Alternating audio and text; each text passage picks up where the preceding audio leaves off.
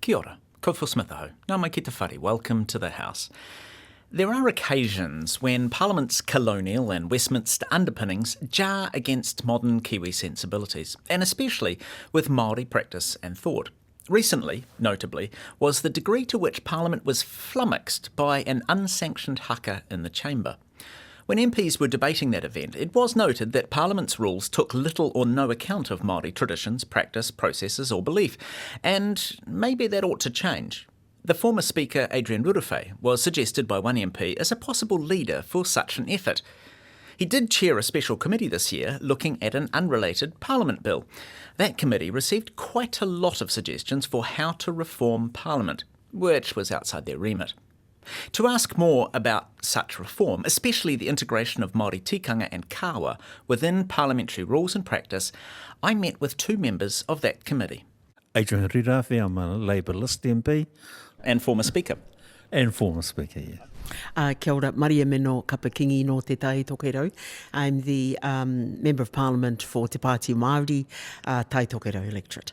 Is it possible to have a more Māori appropriate tikanga for Parliament? Something that is more local, that is more Kiwi, that takes Māori tikanga into account?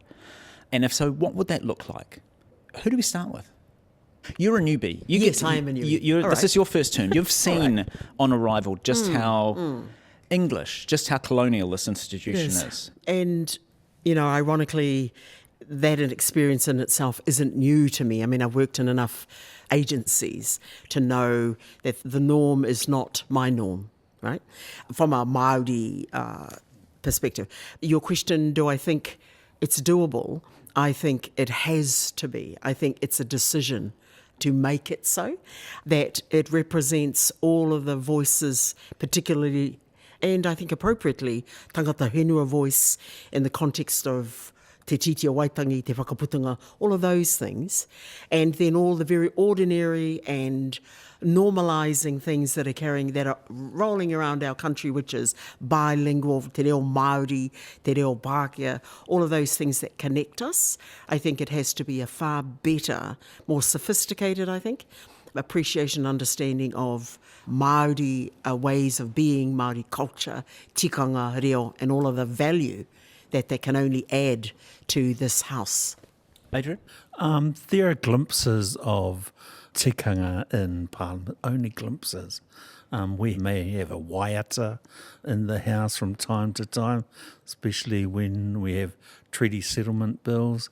But the overall procedure is Westminster-based.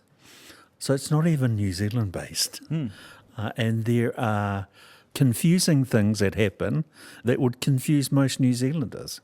Probably very foreign to everyone. Certainly as Māori, we have things like po and carvings at the front of Parliament now. And congratulations on them. Which is great for an expression particularly of mana whenua and their place in Parliament. At the time, I said kind of like putting a lovely new cover on standing orders, but not actually changing the content.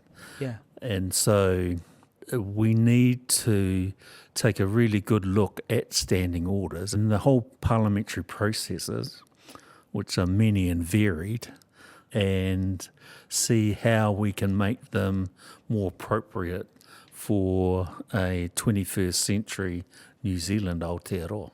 Thinking about the way that things like haka and waiata are used in the House, they're quarantined. There are beautiful Māori-focused rooms in this building. The old Māori Affairs Select Committee and the new one, Mauia Tika Tika Taranga, which is an absolutely gorgeous room. But it doesn't infiltrate the rest of the building whatsoever. How would you get it to do that in what is more or less a Westminster institution? I think you could smother this whole building with all of that wonderful symbol and Māori signage. Yes. And not shift anything in the mind of the individuals that are the bosses and the thinkers and the lawmakers of this place. The shift has to be in the minds of people.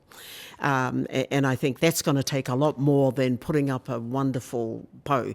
Though all of those things are good. I'm not saying don't do that. I'm not saying that to not, as you've just referred to, these two whare that are magnificent and they have all the symbolism. But they are quiet and they are tucked away. So it's owning up to that reality right now. I think so. You own up to the reality, you face it front on, and then you decide how do you change the minds of people as well as the walls of the place.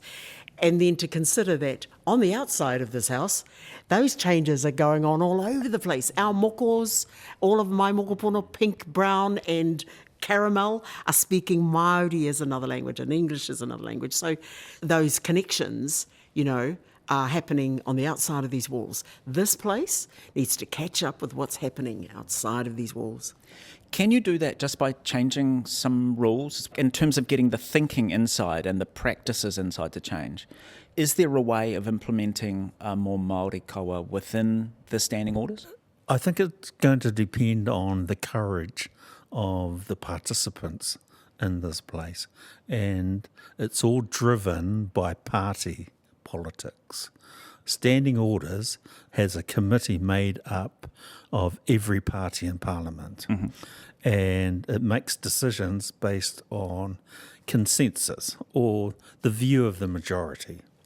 So until the view of the majority changes, those things won't change. It's quite easy, really, to actually stop change within Standing Orders Committee, isn't it? Well, basically, if two major parties agree on something, it will happen, unless all other parties disagree. I think it's always good for New Zealand, Aotearoa, that it is representative of the views of many. And I think Mariameno is absolutely correct. Parliament hasn't caught up with the rest of Aotearoa. It's a matter of the extent to which the Standing Orders Committee wants to go. Okay. For myself, in participating in that, I'd want to know up front what is the scope of where that committee wants to go to. How big a picture are you allowed to draw? Yeah. Well, part of it is I don't want to waste my time, basically, because if, in fact, it's just piecemeal, Yeah. you don't want to do all this wonderful work, because we've seen that many, many times. The people in charge get a group of Māori to do some work such as that. They go away, they do it, they do a great job, they find solutions, and they're not accepted because, you've gone too far. What will happen to us? What will happen to future MPs, They might not like this. That's what confronts us. And the history tells me that I'm actually not sure if this Parliament's ready to change. I need to be convinced. There's a bigger question then, I suppose. Would you need to change what the Parliament was and how it operated? Because at the moment, it's a contest-based majority rules system. Would it need to be something else to be able to sort of carry tikanga and kawa? How big can the picture be drawn? I think is such an important point, because if that's not enabled, then I would step away too, and all of our party would step away, because if it's not a genuine and authentic shift in the mind of enough to go, it's open, let's go, then it does end up being, sadly, just a waste of people's time and intellect to put into the work. Emotionally, I'd go, my enthusiasm would go, yeah, let's keep doing this. But often that can tire us out, and then there's a big gate in front, and so we wouldn't want to do that. There are some other glimpses, and I'll tell you what they are. In the parliamentary service and the office of the clerk, because they're independent in the way they operate, I see genuine efforts to include tikanga, reo, I mean, the Parliament has its own kapahaka group.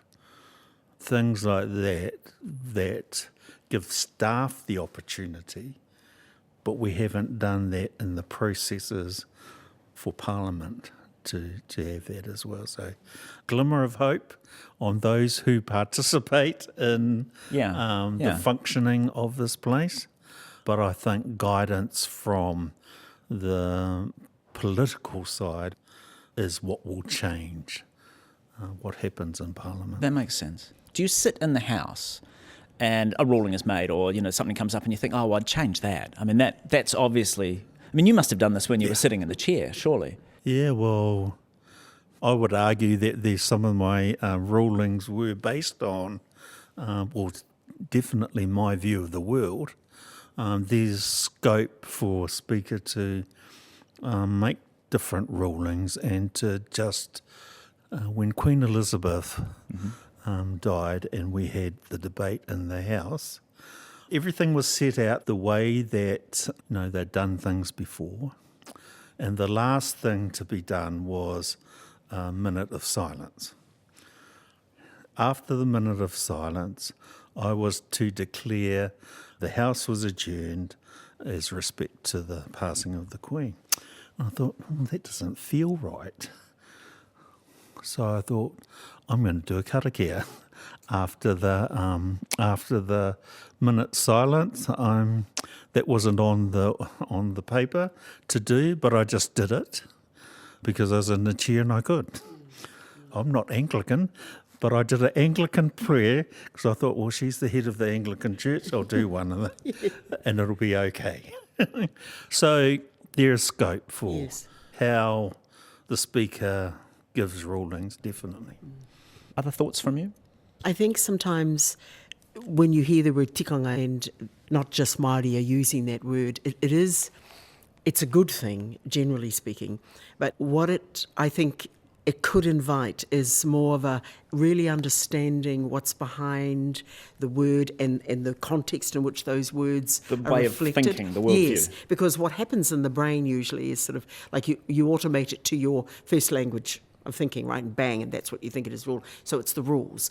And not that that's completely incorrect, but it is absolutely more than that. It has a different life and a different beginning. It has different origins, like loads of languages. So, and when you don't know that and nor care to pursue that, then you're stuck in that very narrow, but satisfied with that because it meets your own bias.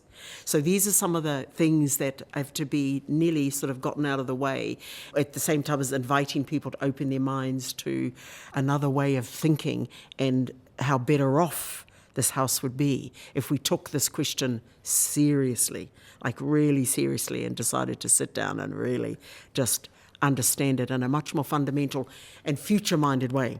Because our kohanga kids, which are of a rainbow right now vision, they're ready to go. And they are marching before us. So I think we're outdated. I think we're stuck in our own historical frameworks about it. And I think not just tikanga, but reo and things Māori in general, but happy to benefit from those things at the same time. Then that just makes the current institutions more and more outdated. Yes. More out of touch. Yes. With an increasing population that's different to that. It does. It really does. And I think, we saw that in the House more recently again with this fervour of, like, to the point of expressing in that particular way, as you saw, and then of the expressions that are showing up in numbers, walking, saying the change has got to come. And, take notice of us. We've walked here to tell you, where there's 100,000 people saying we need the change. So, yeah, I think it's much bigger. But if just looking on the inside, Adrian, that's kind of how I see it as a newbie in the House. Mm. Adrian, last words? I think Parliament should be always a reflection of the people it serves, and at the moment it's not. And I think there's so many benefits, as Mariameno has said, to those changes that value our tikanga, our reo, our kawa. The same for all New Zealanders as well. I think it should be a reflection of everyone. And as I said, it's not at the moment. That was former Speaker and Labour MP Adrian Rurawhe and earlier Te Pāti Māori MP Mariameno Kapa-Kingi. You've been listening to The House. E te whakarango koe ki te whare. This program is produced with funding from Parliament's Office of the Clerk. Mā te wā.